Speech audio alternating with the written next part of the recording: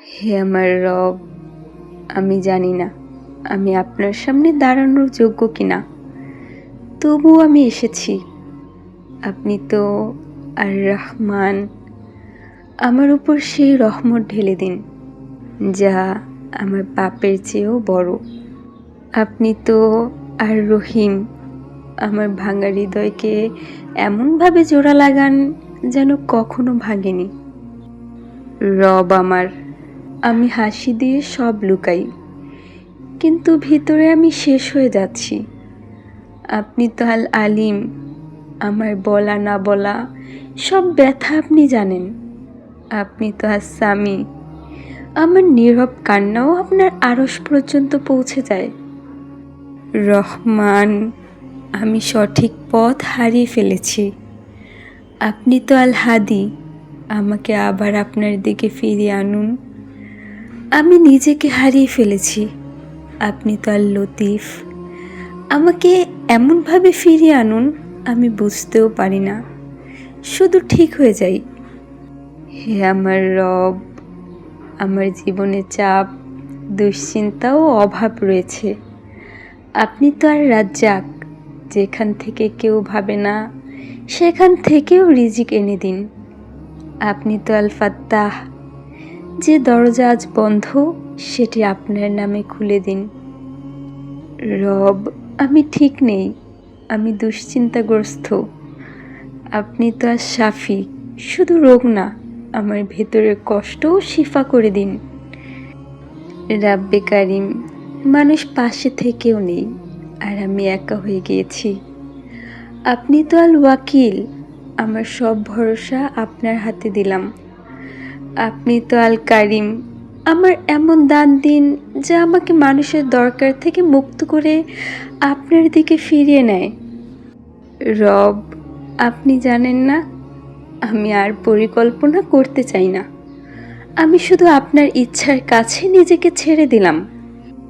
আপনি তো আল মালিক, সব কিছুর মালিক আপনি। আমার জীবনও আপনার। আপনি যেভাবে চান আমাকে সেভাবেই করে দিন। আপনি তো আল কাফি, আমার জন্য আপনি যথেষ্ট হয়ে যান। আপনি তো আসসালাম, আমার অন্তরে শান্তি ফিরিয়ে দিন। হে আমার বোন, আপনি কতটা অসহায়ত্বের সাথে আপনার রবের কাছে চাইতে পারছেন, এটা আপনার জীবনের সব থেকে বড় অর্জন।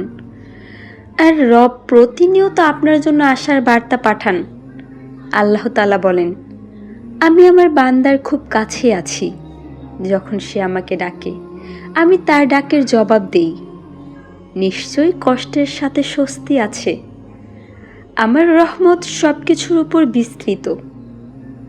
তাহলে বলুন বোন, মহান রব্বুল আলামিন আমাদেরকে এভাবে বার্তা দিচ্ছেন, তারপরও কেন আমরা চাইব না? চাইতে থাকুন, চাইতে থাকুন। রবকে এভাবে বলুন, হে আমার রব, আমি কিছুই চাই না শুধু আপনাকে ছাড়া। আমাকে আপনার মুহিব বান্দা বানিয়ে দিন। আমার হৃদয়কে আপনার জিকিরে শান্ত করে দিন। আপনি তো মালিকাল মুলক, সব রাজত্ব আপনার হাতে। আমার জীবনও আপনার হাতে সোপর্দ। তারপর দেখুন আল্লাহ তাআলা কতটা সুন্দর করে, কতটা ভালোবাসা দিয়ে আপনার জীবনকে গড়ে দেন। প্রিয় বোন, তুমি হয়তো অনেক সমস্যার ভেতরে আছো। মন অস্থির, রিজিক টানাটানি, জীবন অগোছালো। কিন্তু একটা সত্য কখনো ভুলে যেও না, যে আল্লাহকে তার সুন্দর নামগুলো দিয়ে ডাকে সে কখনো খালি হাতে ফিরে না। আর আল্লাহ বলেন, তোমরা আল্লাহকে তার সুন্দর নামসমূহ দিয়ে ডাকো। সূরা আরাফ। এটা শুধু দোয়ার নিয়ম না, এটা হলো আল্লাহর সাথে সম্পর্ক গড়ার দরজা। তুমি যখন বলো ইয়া রাজ্জাক, ইয়া রহমান, ইয়া ফাত্তাহ, তুমি আসলে সরাসরি বলছো, হে রব, আমি জানি আপনি কি করতে পারেন। যে নাম ধরে ডাকবে সেই দরজা খুলবে। জীবন এক একটা দরজার মতো, যেই দরজায় তালা আছে তার চাবি আল্লাহর কোনো না কোনো নামের মধ্যে রয়েছে। রিজিক চাইলে আর রাজ্জাক, কষ্ট দূর চাইলে আল ফাত্তাহ, শান্তি চাইলে আসসালাম, ক্ষমা চাইলে আল গাফুর, শিফা চাইলে আশ শাফি। প্রতিটা নাম আসলে এক একটা সমাধানের চাবি। যে আল্লাহকে তার নাম দিয়ে ডাকে তার জন্য অদেখা দরজা খুলে যায়। তুমি ভাবো রিজিক শুধু চাকরি বা মানুষের মাধ্যমে আসে, কিন্তু আল্লাহ বলেন, আমি যাকে চাই তাকে অগণিতভাবে রিজিক দেই। যখন তুমি আর রাজ্জাক বলে ডাকো, তুমি আল্লাহর সেই অদেখা দরজাকে নাড়িয়ে দাও, যেটা কেউ কল্পনাও করে না। যে মানুষ প্রতিদিন আল্লাহকে তার নাম ধরে ডাকে, সে শুধু দোয়া করে না, তার হৃদয় পরিবর্তন হতে শুরু করে। ভয় কমে যায়, হতাশা দূর হয়, ধৈর্য বেড়ে যায়, আল্লাহর উপর ভরসা জন্মায়। কারণ সে বুঝে যায়, আমার রব সব কিছু জানেন এবং সব কিছু করতে পারেন। আমাদের প্রিয় নবী হজরত মুহাম্মদ সাল্লাল্লাহু আলাইহি ওয়াসাল্লাম দোয়ার সময় আল্লাহর নাম ধরে ডাকতেন। এটা শুধু ইবাদত না, এটা ছিল ভালোবাসার ভাষা। তুমি যখন বলো ইয়া রহমান, ইয়া রাহিম, ইয়া কারিম, তুমি আসলে আল্লাহর দরজায় দাঁড়িয়ে বলছো, হে আমার রব, আমি আপনার কাছেই এসেছি। মনে রেখো, যে আল্লাহ তাআলার সুন্দর সুন্দর নামসমূহ নিয়ে জিকির করে, সে কখনো একা না। কারণ সে জানে তার রব তাকে দেখছেন, তার রব তাকে শুনছেন, তার রব তাকে ভুলে যান না। অতএব বোন আমার, আজ থেকে শুধু একটা কাজ শুরু করো।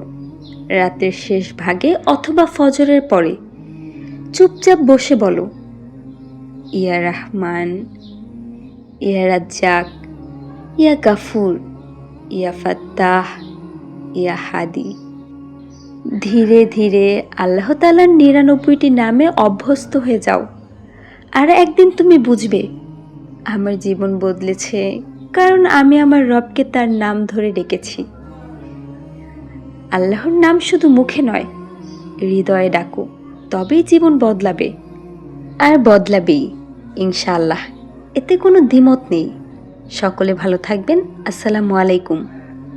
As I look to nature's beauty, dazzle them I